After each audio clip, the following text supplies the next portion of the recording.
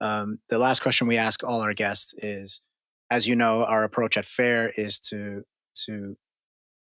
take what we call a pro-human approach to the issues that we've been discussing and all the issues that we grapple with.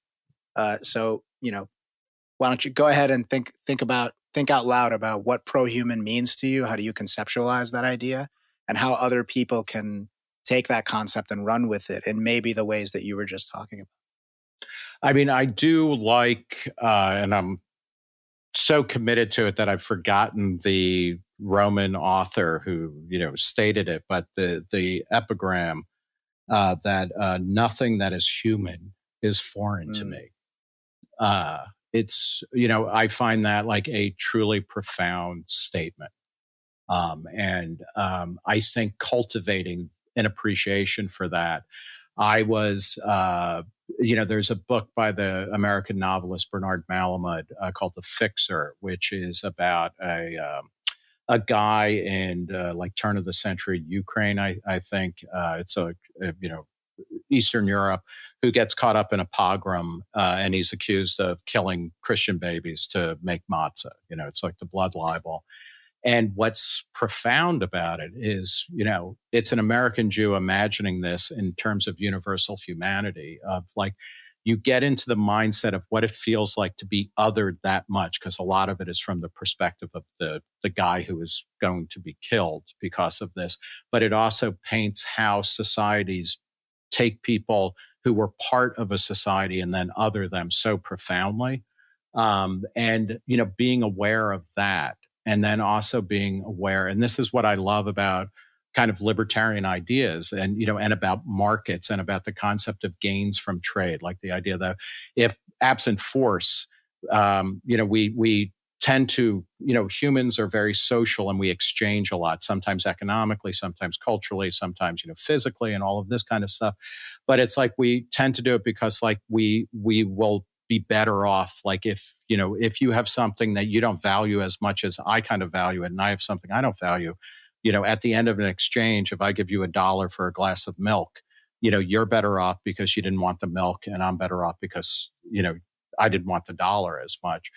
And I think kind of mapping that onto an understanding also of the glories of kind of mongrelization and hybridization that are everywhere in nature and in culture and in history.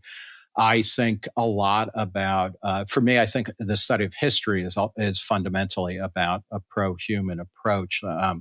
My grandparents and my families from Ireland and Italy were for 1,000 years. And I only know my family history back to my grandparents. I don't know anything beyond that. But, for 1,000 years or whatever, they were just bred to be peasants. They were non-player characters in history.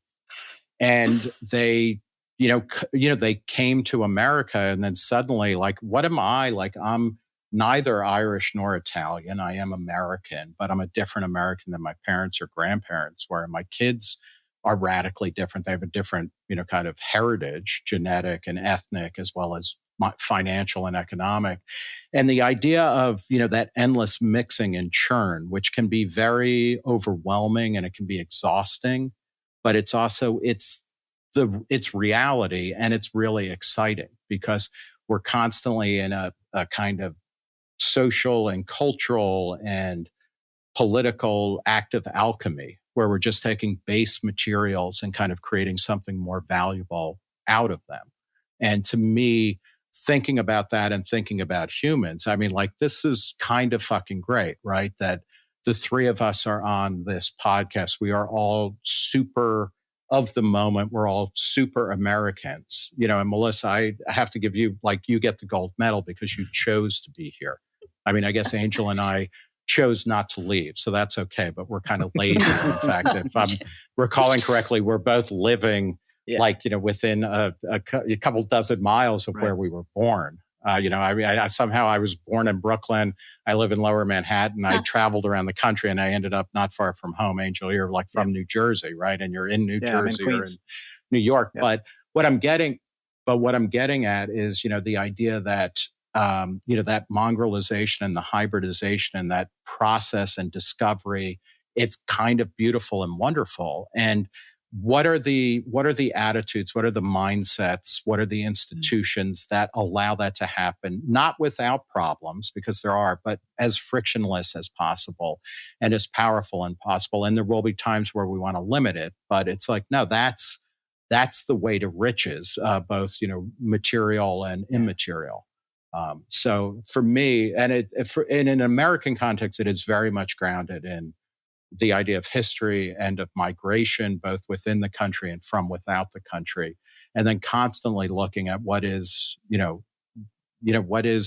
that which is human is not foreign to me. I think,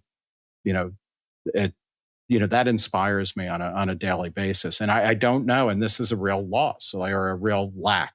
I don't know how to, manifest that, in like, here's a 5-point program for education or something. But, that for me is the beginning, the idea of understanding that human society is about alchemy ultimately. And it's about mongrelizing and changing and growing and moving into a future that includes more people rather than fewer.